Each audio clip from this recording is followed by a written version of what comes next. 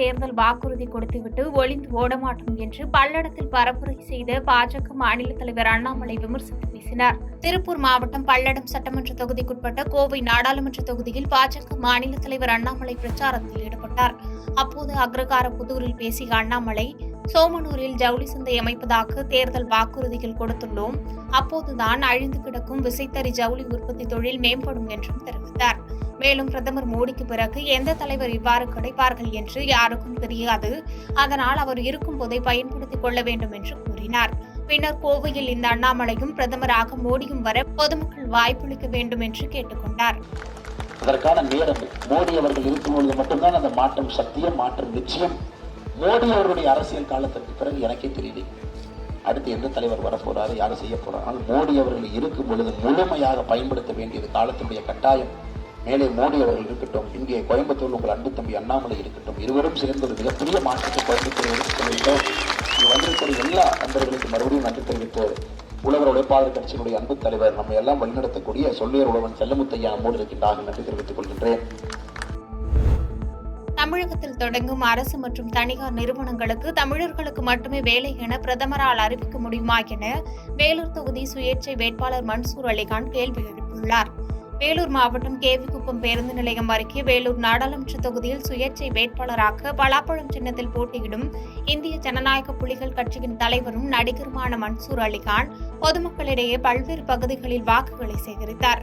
இதனையடுத்து செய்தியாளர்களுக்கு பேட்டியளித்த அவர், அதிமுக கூட்டணி கட்சி சார்பில் போட்டியிடும் எஸ்டிபிஐ கட்சியைச் சேர்ந்த நெல்லை முபாரக் அலிக்கு இந்திய ஜனநாயக புலிகள் கட்சி சார்பில் ஆதரவு தருவதாக தெரிவித்தார். மேலும் தமிழ்நாட்டிற்கு எய்ம்ஸ் மருத்துவமனை வேண்டாம், தமிழக அரசு மருத்துவமனையே போதும் என்று கருத்து தெரிவித்த மன்சூர் அலிகான், தமிழகத்தில் ஆரம்பிக்கும் விமான நிலையம் மற்றும் எய்ம்ஸ் மருத்துவமனை போன்ற தொழில் நிறுவனத்திற்கு தமிழர்களுக்கு மட்டும் வேலை தர முடியுமா என்று கேள்வி எழுப்பினார்.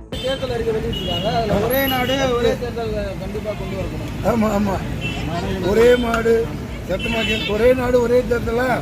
அது எப்படின்னா, ஒரே மாடு ஒரே மூத்திரம், ஒரே மாடு ஒரே மூத்திரம்.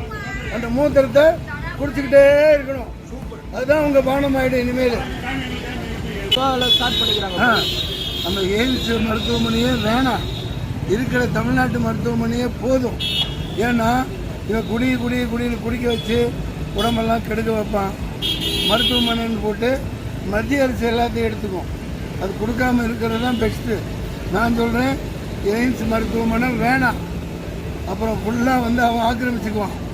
அவன் வெளிநாட்டுக்காரன் இந்திக்காரனுக்கு தான் ட்ரீட்மெண்ட் கொடுப்பான். யார் ஆக்கிரமிச்சுக்குவாங்க சார்? இந்திக்காரங்க, சென்ட்ரல் கவர்மெண்ட். இந்தியா கூட்டணி என்பது ஆளுமை இல்லாத கப்பலை போன்றது என்று கரூரில் தேர்தல் பரப்புரை மேற்கொண்ட நடிகர் சரத்குமார் பேசியுள்ளார். தேசிய ஜனநாயக கூட்டணியின் கரூர் நாடாளுமன்ற தொகுதியில் பாஜக வேட்பாளர் செந்தில்நாதனை ஆதரித்து கட்சியில் புதிதாக இணைந்த நடிகர் சரத்குமார் கரூரில் உப்பிடமங்கலம், வெங்கமேடு, அரவக்குறிச்சி சட்டமன்ற தொகுதிகளில் தாமரை சின்னத்திற்கு வாக்குகளை சேகரித்தார். அப்போது பேசிய அவர், விவசாயிகளுக்கு வங்கிக் கணக்கில் 6000 ரூபாய் செலுத்தியது மோடியின் அரசு, ஆனால் அதற்கு ஸ்டிக்கர் ஒட்டியது திமுக அரசு என்று விமர்சித்து பேசினார். மேலும் தமிழகத்தில் மத்திய அரசின் பல்வேறு திட்டங்கள் திராவிட அரசுகளால் மறுக்கடிக்கப்படுகிறது என்றும், மறுக்கப்படுகிறது என்று குற்றம் சாட்டிய நடிகர் சரத்குமார், மக்களின் நலனுக்காக கட்சித்தீவு மேற்க பிரதமர் மோடி ஆட்சி மீண்டும் வேண்டும், அதற்கு பொதுமக்களாகிய நீங்கள் தாமரை சின்னத்தில் வாக்களித்து வி. செந்தில்நாதனை வெற்றி பெற செய்ய வேண்டும் என பிரச்சாரத்தில் கேட்டுக் கொண்டார். ஓமலூர் அருகே திமுக பிரச்சார கூட்டத்தில் கொடிய விஷமுள்ள நல்லபாம்பை கழுத்தில் போட்டுக் கொண்டு வந்த இளைஞரால் பரபரப்பு ஏற்பட்டது. சேலம் மாவட்டம் ஓமலூர் அருகே கோட்டகவுண்டம்பட்டி கிராமத்தில் உள்ள வீட்டு வசதி வாரிய குடியிருப்பு பகுதியில் மக்களை சந்தித்து திமுக வேட்பாளர் செல்வ கணபதி பரப்புரை செய்து கொண்டிருந்தார்.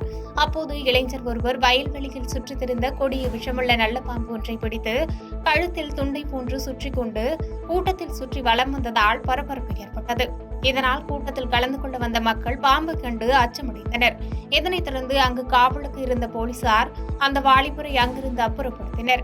ஆனாலும் அந்த இளைஞர் பிரச்சாரம் முடியும் வரை அந்த பகுதியை சுற்றி சுற்றி வலம் வந்ததால் பொதுமக்கள் அச்சமடைந்தனர். ஓ. பன்னீர்செல்வத்திற்கு ஆதரவாக பாஜக போகலூர் ஒன்றிய பொதுச் செயலாளர் முத்துவேல் பாண்டியன் தீவிர வாக்கு சேகரிப்பில் ஈடுபட்டார். ராமநாதபுரம் மாவட்டம் மக்களவை தொகுதியில் பாஜக கூட்டணியில் சுயேட்சை சின்னத்தில் போட்டியிடும் முன்னாள் முதலமைச்சர் ஓ பன்னீர்செல்வத்திற்கு ஆதரவாக பாஜக போகலூர் ஒன்றிய பொதுச் செயலாளர் முத்துவேல் பாண்டியன், பூவிலத்தூர், குமுக்கோட்டை உள்ளிட்ட பகுதிகளில் பலாப்பழ சின்னத்தில் வாக்களிக்குமாறு வீடு வீடாக சென்று மக்களை சந்தித்து தேர்தல் வாக்குறுதிகள் அடங்கிய துண்டு பிரசுரங்களை வழங்கி தீவிர வாக்கு சேகரிப்பில் ஈடுபட்டார்.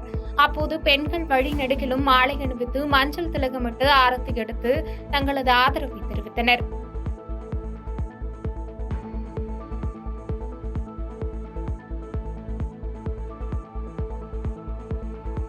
பாதகம் செய்பவரை கண்டால் நாம் பயங்கொள்ளலாகாது பாப்பா, மோதி மிதித்து விடு பாப்பா, அவர் முகத்தில் உமிழ்ந்து விடு பாப்பா. அண்மை செய்திகளை உடனுக்குடன் தெரிந்து கொள்ள இணைந்திருங்கள் இயம்நாடு தொலைக்காட்சியுடன்.